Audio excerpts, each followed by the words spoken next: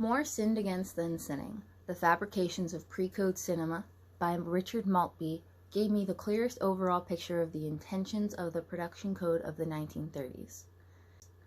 To give an opinion about the effectiveness, you must first understand what it was trying to achieve. Maltby writes, "They concerned the cultural function of entertainment and the possession of cultural power. The production code was a sign of classical Hollywood's cultural centrality, and its history is a history of the attempts by the cultural elites to exercise a controlling surveillance over the mass culture of industrial capitalism." The first misinterpretation is that the Hays Code had hard and fast regulations for trivial things like marital bedrooms and skirt lengths. This makes it seem like every movie had to follow strict and universal guidelines, like marital bedrooms and skirt length.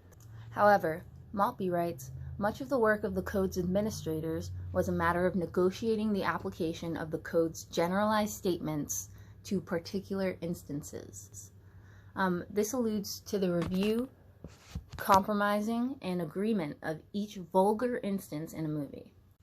Now, to regulate the interpretation of the culture from artists is not something that I would ever agree with, but I think that the Hays Code was eventually effective in its goal. Maltby writes, "The differences between movies made in the early 1930s and those made later in the decade are undeniable, but the change was gradual rather than cataclysmic.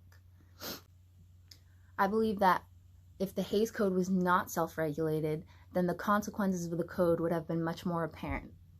An article written by NPR stated, "There were no penalties, no laws, and no enforcement."